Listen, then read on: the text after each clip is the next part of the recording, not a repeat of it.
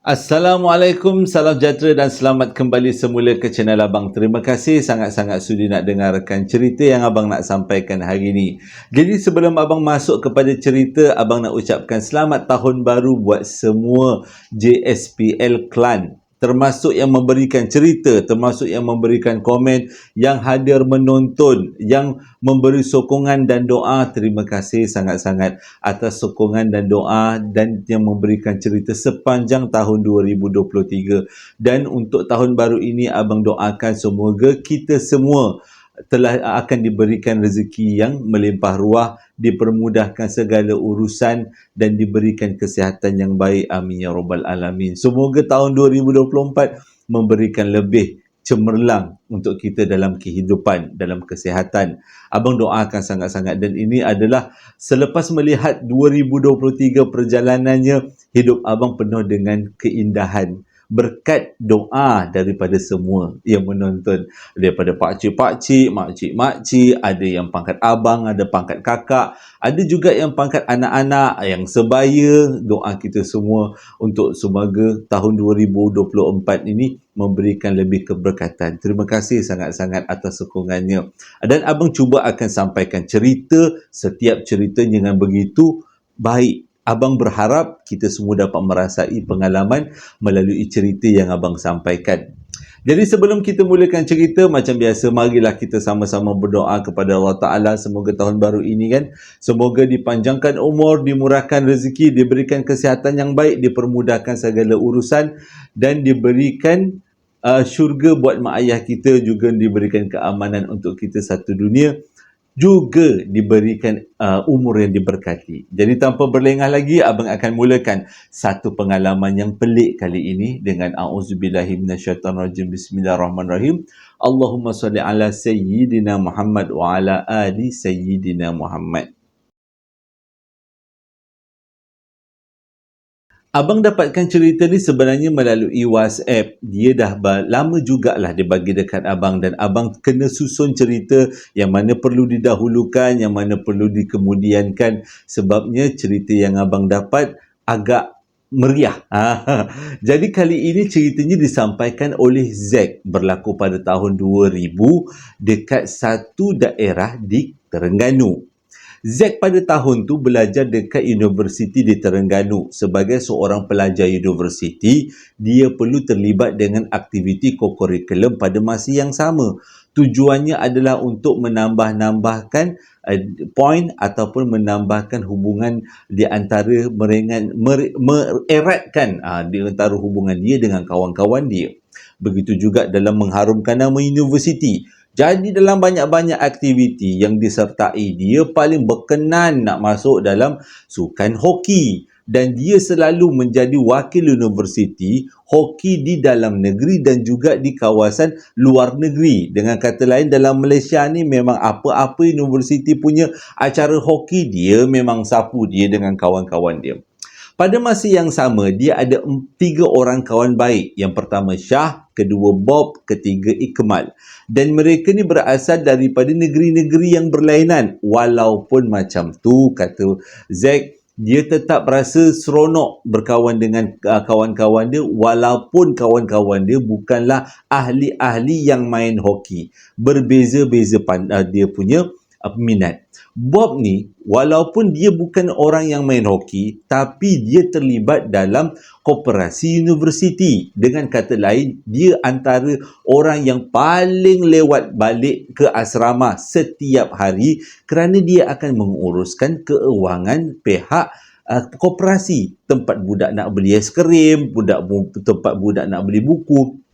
Jadi dia kata, berlainan latar belakang adalah satu benda yang menarik. Bob satu bilik dengan Ikmal, Syah satu bilik dengan Zack. Jadi dengan kata lain, Zack dengan Syah ni satu bilik. Pada satu hari tu, hari kejadian, Ikmal pula, siapa nama dia? Zack. Zack diminta oleh pihak universiti untuk pergi masuk pertandingan hoki yang berlaku dekat kawasan Kuala Terengganu. Jadi perjalanan daripada universiti dia ke Kuala Terengganu tu mengambil masa yang lama. Disebabkan ini perlawanan hoki, jadi dengan kata lain, Zack perlu tinggal di Kuala Terengganu bermula daripada hari Khamis sampai ke hari Ahad. Sebabnya perlawanan macam biasa kan, ada kumpulan perlawanan pihak kumpulan, perlawanan separuh akhir. Jadi terpaksalah dia tinggal agak lama sikit dekat Kuala Terengganu tu. Dia tinggalkanlah budak bilik dia yang Syah tu sorang-sorang. Jadi nak jadi cerita perjalanan perlawanan dia tak begitu nak cantik lah. Dia sampai hari Khamis, Jumaat dah kena balik. Sebabnya tak layak nak masuk ke pusingan yang seterusnya. Pihak universiti pun malas nak, yelah budak-budak dah tak ada perlawanan lagi. Jadi pihak universiti cadangkan untuk ahli-ahli pasukan hoki balik awal. Disebabkan mereka pun disediakan bas untuk balik awal kan. Jadi sepatutnya mereka semua balik pada hari Ahad. Tak jadi. Diorang semua balik pada hari Jumaat. Bila sampai dia dekat kawasan universiti, keadaan dah pun gelap. Asrama tempat Zack dan Syah terletak di sebelah padang. Dan di hujung padang tu ada satu beluka paya bakau kalau tak silap abang. Jadi orang Terengganu mesti dah dapat teka cerita ni berlaku dekat mana. Tak apa abang lanjutkan. Jadi bila dia balik tu, dia berjalan dalam keadaan penat. Azan maghrib pun dah berkumandang. Daripada jauh dia tengok bilik dia gelap. Dengan kata lain, Syah tak ada dekat dalam bilik. Dia pun berjalanlah melenggang-lenggang dekat dalam keadaan kepenatan. Perjalanan pula jauh. Sampai dekat depan pintu bilik dia. Dibukalah pintu bilik dia. Waktu tu dia rasa macam lain macam. Bilik dia gelap. Tapi gelapnya seperti ada sesuatu yang sedang menunggu. Dia pun bukalah suis lampu. Punyalah dia terkejut. Sebabnya dalam bilik tu ada Syah. Yang dia jadi pelik, kenapa pula Syah daripada tadi tak nak nyalakan lampu. Kenapa nak berdiam dalam gelap macam tu.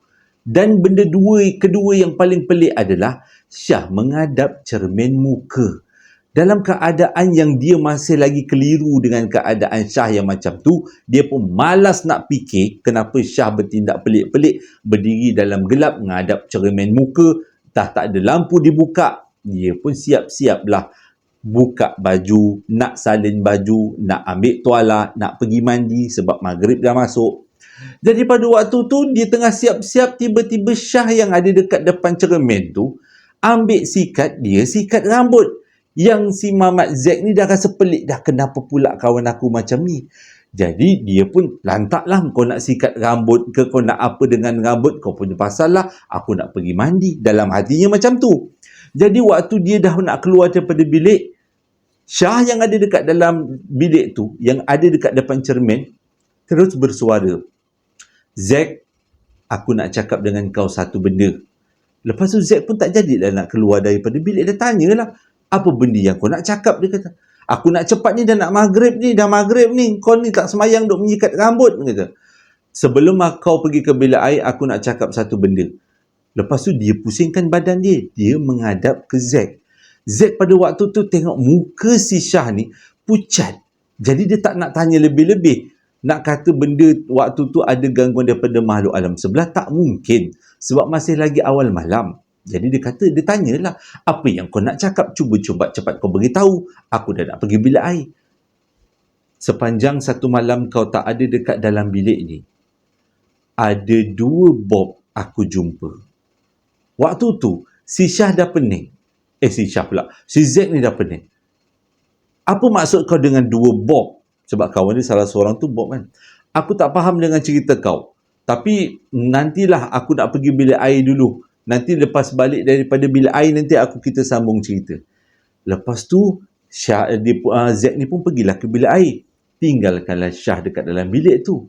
Daripada jauh, si Zack ni nampak Syah tutup lampu semula. Dan bilik tu menjadi gelap. Hati dah rasa tak sedap. Dan ni kenapa pula dah 2 kali Zack nak duduk dekat Zack pula, Syah nak duduk dalam gelap. Jadi Zack ni biar je lah, dia pergilah mandi. Lepas dia pergi mandi, dia pun balik ke semula dekat bilik tu. Dia siap-siap, dia pun semayang maghrib. Waktu tu dekat dalam bilik dah tak ada Syah. Dia pelik, dia kata, Syah dah tak ada. Tapi pintu bilik terbuka. Lampu dalam bilik dimatikan. Waktu dia sampai daripada bilik air tu, waktu dah siap-siap sebelum nak semayang tu, sakit hati juga. Syah ni dah keluar tak ke mana-mana, tapi tak tutup pintu bilik, lampu pula dimatikan. Jadi dia dalam keadaan nak menyiap-nyiap tu, dia terus semayang maghrib. Lepas habis semayang maghrib, dia terus keluar daripada bilik, pergi ke masjid sebab dia nak semayang isyak dekat masjid. Pada waktu tu dah hatinya dah tak sedap. Kenapa dekat dalam bilik tu Syah bergelap 2 kali? Disimpan perasaan tu. Bila sampai dekat masjid, dia pun join lah budak-budak ni baca-baca Al-Quran, mengaji-mengaji sikit. Dan lepas tu dengan ceramah pula, nak menunggukan waktu isyak. Selepas semayang isyak, Zack tak terus-terus balik ke bilik. Dia duduk berkumpul dengan kawan-kawan dia, borak-borak dengan kawan-kawan dia yang ada dekat surau tu. Bersama-sama budak universiti dia ni. Lebih kurang pukul 9.30 malam, Zack pun balik ke bilik dia. Daripada jauh dia nampak bilik dia menyala terang. Dan sekali lagi pintu terbuka. Hati dah tak sedap, dah marah. Tadi pintu terbuka, bilik gelap. Ini pintu terbuka, bilik terang. Jadi dia pun berjalanlah cepat sikit sampailah dekat depan pintu bilik. Jadi dia nampak dekat dalam bilik tu ada Bob, Ikmal dan juga Syah. Dan ketiga-tiganya muka macam baru nampak benda daripada alam sebelah lah orang kata. Muka jenis pucat macam terkejut. Jadi yang si Zack ni tanya, kenapa korang macam ni berkumpul kat sini, muka pucat-pucat macam ni, ada benda-benda yang tak kena ke? Lepas tu Syah nak cakap macam ni. Syah kata, Zack, aku sebenarnya berat nak cakap tapi aku nak beritahu kau, dia kata. Jadi Zack cakap lah, apa yang kau nak beritahu? Bukan kau dah beritahu tadi. Kau nak beritahu aku pasal Bob ni ada 2 kan? Dia kata. Waktu tu muka Syah yang kalau dari tadi dia punya terkejutnya 5, yang kali ni terkejutnya jadi 10. Macam tu juga dengan Bob, macam tu juga dengan Ikmal. Ketiga-tiga ni dia punya muka terkejut, memang terkejut sekesangat-sangat lah. Waktu tu yang si Zack ni rasa bertambah pelik. Kenapa pula tiba-tiba kawan dia muka terkejut bila dia cerita yang pasal ada 2 Bob tadi. Lepas tu Syah pun cakap, macam mana kau tahu aku nak cerita pasal 2 Bob? Oh, tadi aku balik daripada hoki, aku tengok bilik gelap. Lepas tu aku tengok kan kau tadi dalam bilik gelap sorang-sorang menghadap cermin. Engkau yang beritahu aku kan kau nak cerita pasal ada 2 Bob. Aku malas nak dengar waktu sekarang. Jadi aku teruslah pergi siap-siap mandi. Kau takkan tak ingat, kau jangan nak buat macam-macam, dia kata. Lepas tu si Syah ni lagilah muka dia dari tadinya ketakutan dah jadi menggigil. Dia orang pun buka cerita. Sebenarnya aku baru sampai dekat bilik ni. Aku dengan Bob, dengan Ikmal baru pergi ke jumpa seorang ustaz. Sebabnya pada malam kau tak ada dekat sini, berlaku kejadian aku berjumpa dengan 2 Bob. Waktu tu si Zack kata, tadi yang aku bercakap dekat dalam bilik, tadi dengan siapa? Kau jangan main-main. Kau ingat aku ni berani sangat, dia kata. Dahlah kita punya asrama ni sebelah padang. Kau tahu kan padang kita ni bukan padang yang biasa. Pokok bakau tu, dia kata, yang dekat tepi laut tu. Dah macam-macam benda aku dengar. Lepas tu kau pula datang hari ni cakap cerita pasal 2 Bob. Kau belum balik lagi. Yang duduk dekat depan cermin, menyisir-nyisir rambut. Itu siapa? Kau jangan nak menipu aku, dia kata. Waktu tu Syah bersumpah dengan nama Allah. Dia kata, dia memang baru balik dengan Bob dengan Ikmal. Dan benda ni disahkan dengan Bob dengan Ikmal. Mereka bukan main-main, dia kata. Jadi siapa yang aku bercakap tadi? Dah itulah aku nak cerita, aku cakap. Itu yang jadi kepelikannya. Yang tadi, peliknya hanya 1. 2 Bob. Sekarang ni peliknya bertambah lagi 1. Engkau jumpa dengan aku yang kedua. Jadi pada waktu tu mereka semua dah rasa macam apa sebenarnya yang berlaku. Jadi untuk menyelesaikan misteri ini, mereka pun ceritakan apa yang dialami. Sewaktu Zack tak ada dekat dalam bilik tu, Syah tinggal sorang-sorang dekat dalam bilik tu. Dia pada malam tu, dia mandi lambat, dia makan lambat dan dia tidur lambat. Sebabnya dia baru lepas beli komik. Nak menghabiskan komik yang dia baca dulu, barulah dia nak tidur. Sebab esoknya kan hari Jumaat. Terengganu Jumaat cuti. Jadi lebih kurang lah kan. Jadi waktu kan Jumaat Terengganu cuti.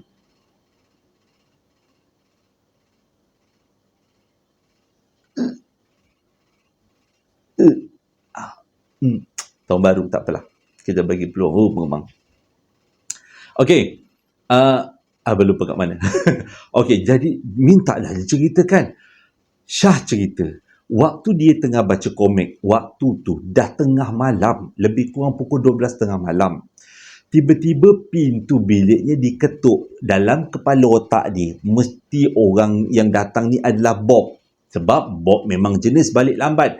Dan selalu Bob akan datang bilik dia, ajak borak-borak. Terutama nak cerita pasal akaun-akaun bilik koperasi. Lepas tu dia cakap lah, masuk je lah, pintu tak kunci. Pintu pun terbuka. Waktu ni, Syah kata dia tak tengok ke arah pintu. Dia biarkan pintu terbuka, bunyi. Dia dengar betul ada orang buka pintu. Tapi dia tak dengar ada bunyi tapak kaki yang masuk. Cumanya, waktu dia tengah tekun baca komik sambil meniarap ni dekat atas katil, tiba-tiba dia rasa ada orang duduk di sebelah dia di atas katil tu. Dan dia pandang yang duduk adalah Bob. Dan Bob selepas duduk, dia baring dekat sebelah Syah. Syah ni agak pelik jugalah, kenapa pula Mamat ni tiba-tiba baring. Dia tanyalah, engkau ni kenapa tiba-tiba baring sebelah aku? Kau ada masalah ke apa? Senyap macam ni aja. Bob tak cakap sepatah haram pun. Tapi Bob cuma dekatkan badan dia pada Syah. Syah agak terkejut sebab badan Bob sejuk macam ais. Waktu tu Syah tolak badan Bob, menjauhi badan dia. Dia cakap, kau jangan dekat-dekat dengan aku boleh tak? Badan kau ni dah kenapa? Kau demam ke? Orang demam tak pernah badan sejuk macam ni. Engkau pula badan sejuk macam ni. Cuba kau cerita kau kenapa ni? Kau berjemur. Salah. Kau duduk dekat luar lama-lama sangat kot. Bob tetap tak menyahut. Dia tetap baring di sebelah Syah. Dia rasa macam tak sedap hati. Last-last Syah ni kata, kalau kau Bob tak nak cerita dekat aku kenapa badan kau tiba-tiba sejuk dan kenapa kau datang tiba-tiba dalam bilik aku, kau tak nak cerita, aku nak pergi dalam bilik ni, daripada bilik ni aku nak pergi dekat bilik Ikmal. Dia cakap macam tu sebab dia tahu Bob duduk kat bilik Ikmal. Dan pada waktu tu Bob baru bersuara. Dia cakap macam ni, aku tak nak cerita apa-apa dengan kau, tapi biarkan aku baring sekejap dekat katil ni. Sekejap lagi, aku akan balik ke tempat aku. Jadi pada waktu tu si Syah ni gelak lah. Padahal gelak-gelak dia tu pun gelak ketakutan tau. Dia dah rasa lain dan dia kata, dia gelak-gelak, nak balik ke tempat mana? Nak balik ke bilik engkau? Bilik engkau dengan bilik aku tak jauh jaraknya. Selang sebilik aja. Tak payah nak mengarut-ngarut. Ini dah tengah malam ni. Tempat aku bukan di situ. Jawab Bob Tempat aku bukan di situ.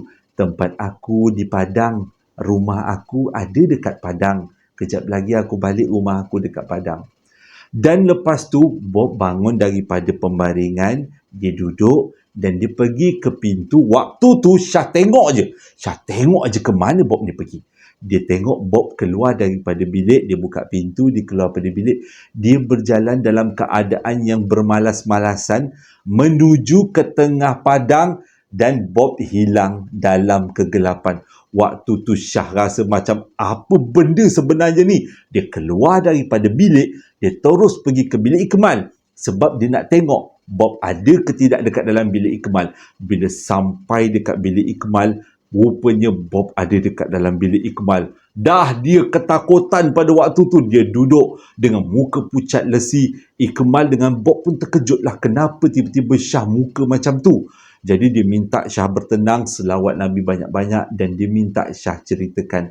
Dan Syah ceritakan apa yang berlaku pada malam tu. Mereka bertiga pergi semula ke bilik Syah. Nak pastikan apa yang Syah ceritakan tu. Dan mereka pun ambil barang-barang Syah. Malam tu Syah tidur dekat bilik Ikmal dan juga Bob. Dia tak berani nak tidur dekat dalam bilik dia. Bila besok paginya pada hari Jumaat tu, selepas sembahyang Jumaat, mereka bertiga pergi ke rumah satu ustaz. Yang ustaz ni memang terkenal dekat Terengganu, orang yang pandai mengubat, terutama tentang alam sebelah. Diceritakanlah dengan ustaz tu. Ustaz tu cakap apa benda tu dah lama ada dekat Padang tu. Dia cuma datang untuk bergurau. Jadi diceritakanlah sikit detailnya semuanya kepada Z. Z pada waktu tu tekun dengar apa yang Syah ceritakan. Jadi dia boleh simpulkan yang dia jumpa pada waktu tu bukan Shah. Dia jumpa mungkin makhluk yang sama yang menyerupai Bob pada pada waktu dia jumpa tu. Dengan kata lain, dia kata dia tak sangka, selalu dia dengar benda ni daripada ramai orang, tapi kali ini dia alaminya betul-betul, dan kenangan ni dia simpan sampailah dia habis belajar. Walaupun dah habis belajar, setiap kali mereka berjumpa, mereka akan ceritakan kisah ini. Bagaimana Shah berjumpa dengan Bob nombor 2, bagaimana Zack berjumpa Shah nombor 2. Dan pada sesiapa yang tahu tentang cerita ni ataupun cerita tentang makhluk yang ada dekat padang di kawasan universiti tu, bolehlah type komen dekat bawah. Kita kongsi sama-sama pengalaman ni untuk kita jadikan iktibar. Mungkin pada waktu dulu pernah berlaku sesuatu kejadian ataupun yang menyebabkan makhluk-makhluk tu tinggal dekat situ, yang menyebabkan cerita ni menjadi sesuatu yang diingati.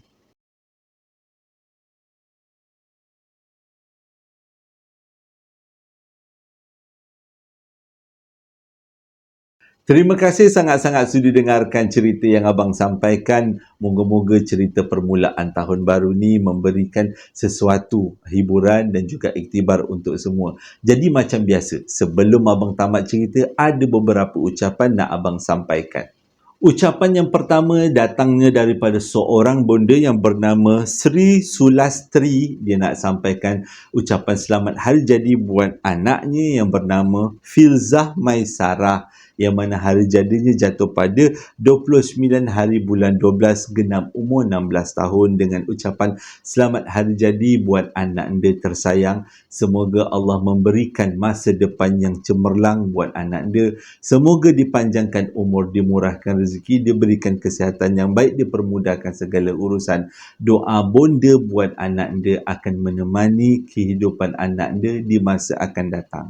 Ucapan yang kedua datangnya daripada seorang suami. Dia menggunakan nama nickname iaitu Mr. Panjang. Dia nak sampaikan ucapan hari jadi buat isterinya yang bernama Nur Jannatul Naim binti Sya'ban, yang mana hari jadi dia jatuh pada 30 hari bulan 12 yang lepas, dengan ucapan selamat hari jadi buat isteriku tercinta. Semoga Allah sentiasa merahmatimu dengan memberikan rezeki yang melimpah ruah, kesihatan yang baik, juga umur yang diberkati. Ucapan yang ketiga datangnya daripada juga seorang suami yang bernama Mirzu Jamal. Dia nak sampaikan ucapan selamat hari jadi buat isterinya yang bernama Nur Azizah Hussein, dengan ucapan selamat hari jadi buat isteri tersayang. Semoga Allah memberikan rezeki yang melimpah ruah, kesihatan yang baik buat dirimu, dan semoga Allah memberkati hidupmu. Amin ya rabbal alamin. Ucapan yang keempat datangnya daripada seorang isteri yang bernama Azila Zila. Itu adalah nama nickname dia.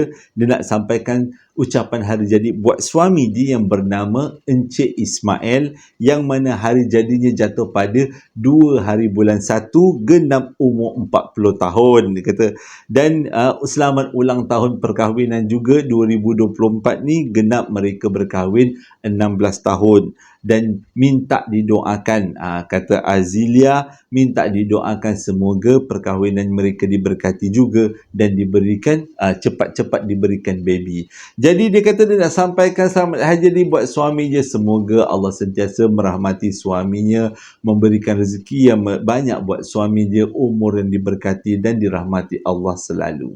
Ucapan yang seterusnya datang daripada seorang anak yang bernama Muhammad Irfan. Dia nak sampaikan ucapan hari jadi buat ibunya yang bernama Hanida Osman.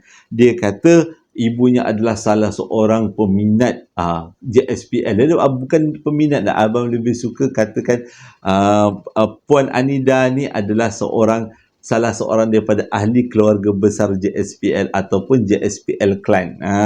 Yang mana hari jadinya jatuh pada 2 hari bulan 1, esoklah, dengan ucapan selamat hari jadi buat Puan Hanida ataupun selamat hari jadi buat Bonda Hanida. Semoga Allah sentiasa merahmatimu, memberikan rezeki yang melimpah ruah dan dipermudahkan segala urusan. Dan ucapan yang seterusnya daripada JSPL ucapkan, abang ucapkan selamat hari jadi buat Farhana Herman yang mana hari jadinya jatuh pada 5 hari bulan 1 genap umur 33 tahun. Jadi semoga sempena hari jadi ini Allah berikan rezeki yang melimpah ruah, kesihatan yang baik, keamanan dunia dan di akhirat dan dipermudahkan segala urusan. Dan juga daripada pihak abang-abang ucapkan semoga cepat dapat baby. Dia kata dimintakan kita semua doakan semoga cepat dapat baby. Dia kata dia dah lama juga kahwin. Amin ya rabbal alamin. InsyaAllah nanti Allah akan kurniakan baby buat Farhana Herman. InsyaAllah kita doa sama-sama. Terima kasih sangat-sangat sudi nak dengarkan cerita yang abang sampaikan kali ini. Semoga ceritanya dapatlah menghiburkan dan juga memberikan pengajaran untuk kita semua. Pada yang nak membeli sambal lara, perapan sate dan juga coklat moist, abang sediakan link di bawah setiap video. InsyaAllah abang cuba penuhi tuntutan perniagaan. Hingga berjumpa lagi pada hari esok dengan cerita yang berlainan. Assalamualaikum warahmatullahi wabarakatuh.